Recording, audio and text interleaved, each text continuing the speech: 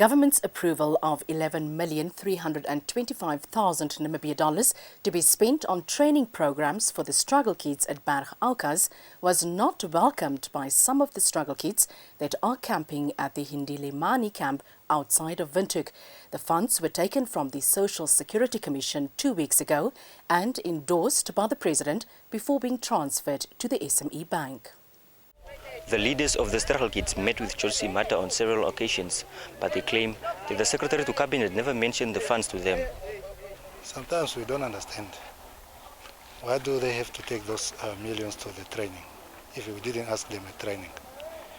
They were complaining about the government which have a problem with finance, and there are vacancies which is freezed now in the government. Why don't they put those millions in those vacancies which is freezed? The struggle kids refuse to go to school because some of those that went for training before at Berg Aukas are camping here, unemployed and hoping for a job from government. Sometimes we used to think that, no, this is a way of just eat up the money.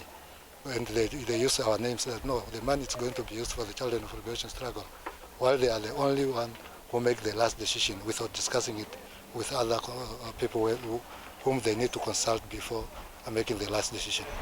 This is what the public had to say about government putting aside 11 million Namibian dollars for the plight of the struggle kids. It's not fair.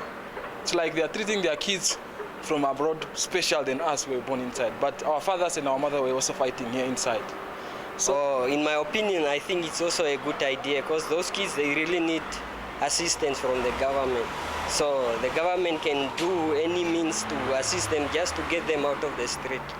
I think it was a waste, and they could have sent the struggle kids to vocational trainings where they don't have to spend any cents.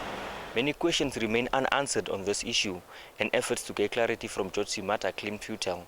Reporting for the News on One, I'm Sheefeni.